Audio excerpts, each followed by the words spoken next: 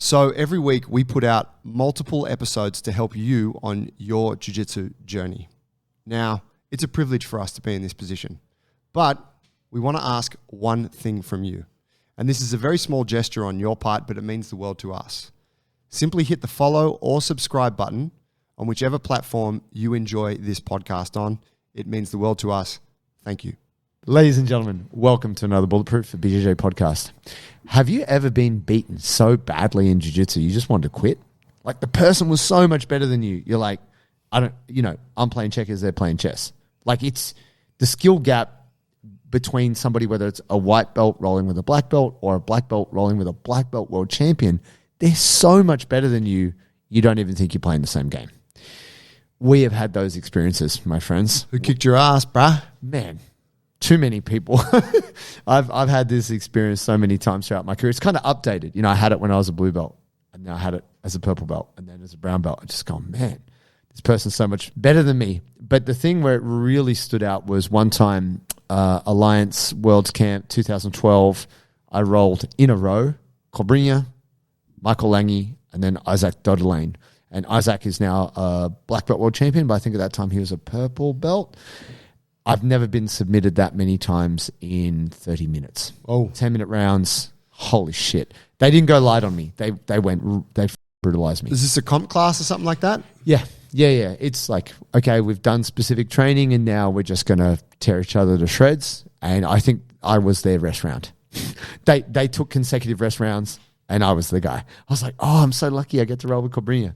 No, that was terrible. Did you have a size advantage on any? I'm guessing. Yeah, I was a little bit bigger. Like they were just as strong as me, I would say. But man, I was heavier. But my God, Cobrinha, the guy is just fast and furious. Yeah, right. Family Goes hard. Bro, he was ripping me. Kimuras, just like omoplatas, chokes. Yeah, he must have submitted me at least 30 times in a 10-minute period. Nah. Yeah. I was Legit, just 30 times. Tapping. Wow. And still trying to keep the energy up because I'm like, I don't want to be a bitch. I don't want to look like a shit. Yeah. He's like, all right, keep bringing it, bro. I'll smash you. And then Lange Had you done something to piss them off, you reckon? No. Talk too much shit before the session? No. I'm very respectful of the senior belts. Not so much of anyone in my own rank. But that was the thing. The blue belts were in the minority. The brown and black belts were the majority. Yeah, it was an inverted pyramid system. Yeah, sort of. When you're at that level, it's kind of shocking to be in a room where you've got like 50 black belts. You're like, what the fuck is this? Yeah. And they're 15 or 20 of them are world champions. Yeah. And yeah, I think they were like, yeah, okay, I'll warm up on you or I'll have a rest round on you. And it was only 2 rounds into the sparring. And it got worse because I was getting fatigued and I was getting sore. I was not injured, but like kind of just bashed. And Lange was the meanest. Was he? Yeah. Didn't you help him with his knee? Yeah, I helped rehab his knee. This is before or after? No. This is like, I was like, oh, I'm going with Michael. He's my friend. He's not your friend. Wow. Bruh, brutalized me. I'm like, I fixed your knee. Tap. Wow. Tap. Yeah. Tell me, we'll get to mine another time. Tell me with the... what are you talking about? You're just going to dig in. I want to... time.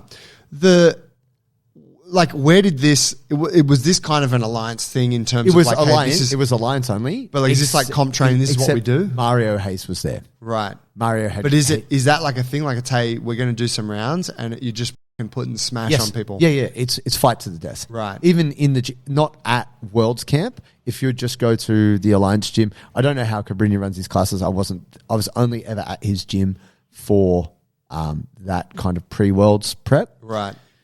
But at headquarters in Sao Paulo, if you go to lunchtime class or you go to nighttime class and it's on for rounds, yeah, you're fighting to the death.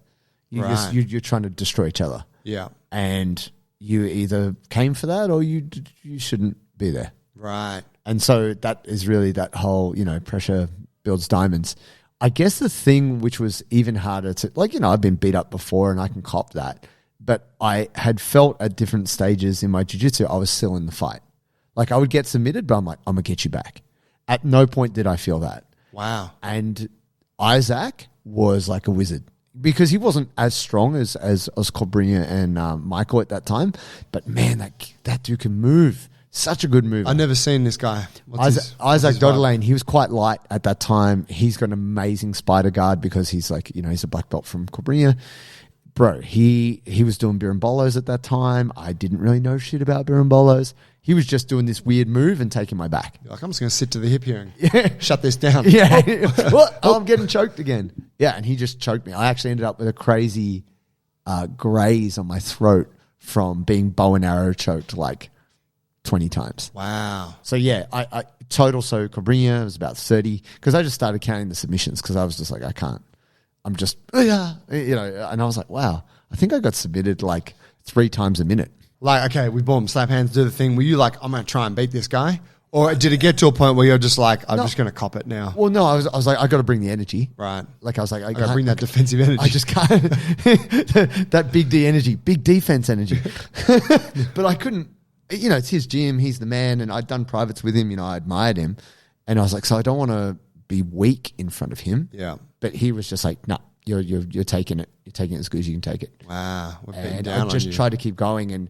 And yeah, Michael was just really mean. He knee rode me like pretty hard. And then even when I kind of turned over, instead of taking my back, he was kind of knee riding my kidneys. Oh, yeah. Nice. The back ride. The back ride. I like that. The back When ride. someone's switch. turned it up hard. Yeah, and like really pulling up on the But gear. you were like flattened out. Yeah, and I was like trying to move and I just getting like really snapped up in a triangle and armbarred at the same time. Yeah, I know that like intensity of like the fast, aggressive submissions.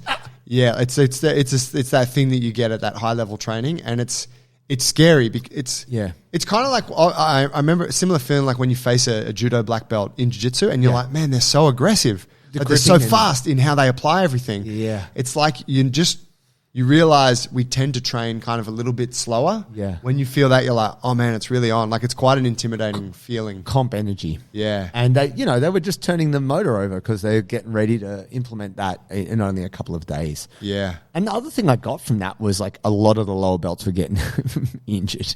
Right. Yeah, a mate of mine got a super bad cut. Actually got 3 really bad cuts on his face from elbows and knees. And oh, wow.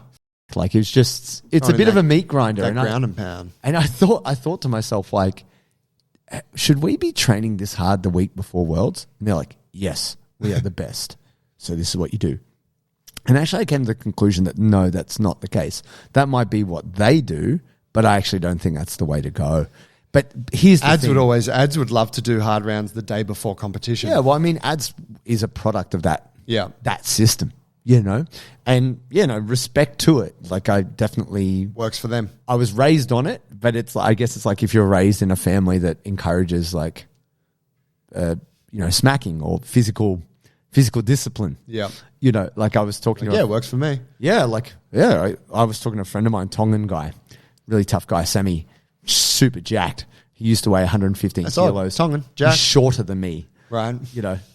He's, played rugby, lifted weights since he was 10. He's basically a midget John Olomu, even though I know John is... Anyway, doesn't matter. He's Maori, I'm not saying. Anyway, long story short, he said to me, when I was a child, if I talk wrong, my mom just whack. I don't want to eat this, mom. Whack. You eat it. Okay. Now my children, they don't listen to me. They're on the tablet. I can't hit them. It's not allowed. I feel bad. I want to hit them, but I can't. And I'm like, yeah, Sammy, I know you are, man. I mean, it's a tough deal, right? And yeah, dude, the thing I wanted to say about the skill gap was it wasn't just the physical beating side of it.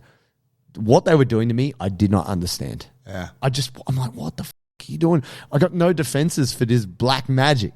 Like like with Isaac when he's doing birimbolos, he was also doing the kind of kiss of the dragon, like reverse De La Riva.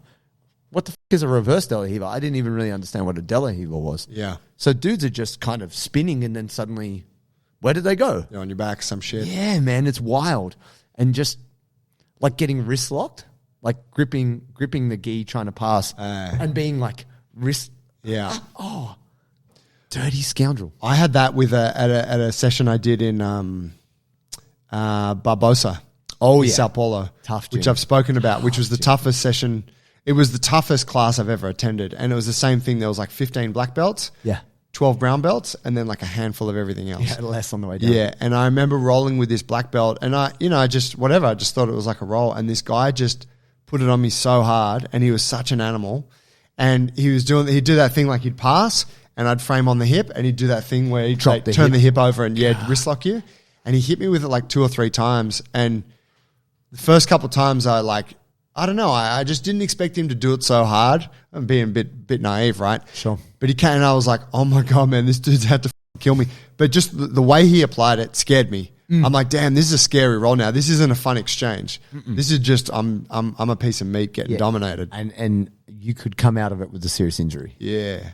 Look, I don't think there was any ill intent in the roles, but they were just not. Yeah, right, Mike? We're buds, right? No.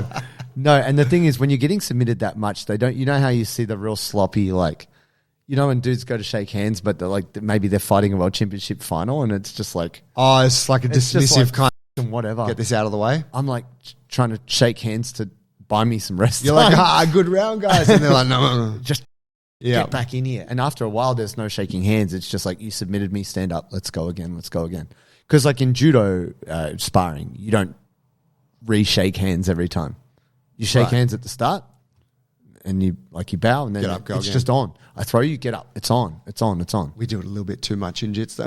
Yeah, it's excessive. It can be a bit cringy. It's like when you're watching a UFC fight, and dudes are just beating the out of each other for 4 rounds, and then they're like, stop the fight and hug. Yeah, like, oh yeah, high five, let's go. Like, I mean, it's nice. The thing's nice, but you're like, just finish this shit. Yeah, get after it. Come on. If you had that experience where it's really overwhelming, the skill gap, that's the kind of stuff that just breaks your heart. Yeah, it can really give to your jiu-jitsu journey, or it can just crush your soul. Yeah, it can put you off. Like, I don't want to do this shit anymore. I can't be these guys. I think it's formative. Yeah, isn't it? Like, it definitely has been for you. See, the thing is, people don't understand. Like, we talked about 10,000 hours before. What they said about Cobrinha, what took him from being an average competitor or being a good competitor to being the name he is now. When he was a brown belt and he joined Alliance, he came from TT, which was Tedder and Tellez. He was of that gym. And when he came to Alliance, he got recruited when that team broke up. He would come into the gym at, I think they said about 10 a.m. and he wouldn't leave till midnight. Wow. And he would just train that whole time. He would take a little break at about 4 p.m. for like a coffee and a snack and stuff. But he was just drinking water and he would just train for 10 hours a day. Obsessive. That's crazy. And apparently he did that for 2 or 3 years. Wow. And that's what made him the monster he is to this point. And I don't know if anyone really has that. Like, probably only like Levi has really, I feel, exhibited that level of dedication to the thing of like, right, I'm going to do this 8 hours a day. Because if I do it 8 hours a day for however many years, that'll be 10,000 hours. Yeah. You know, he did that math. It's crazy, man. Like, you just realize there's such a big difference between those people who've made it their entire lives and those people who just kind of like it. So there it is, fam. So if you're fresh in the game, all you need to do is quit your day job, start training full-time, 10 hours a day in the gym, and you too can be a black belt in about 12 years. Word up.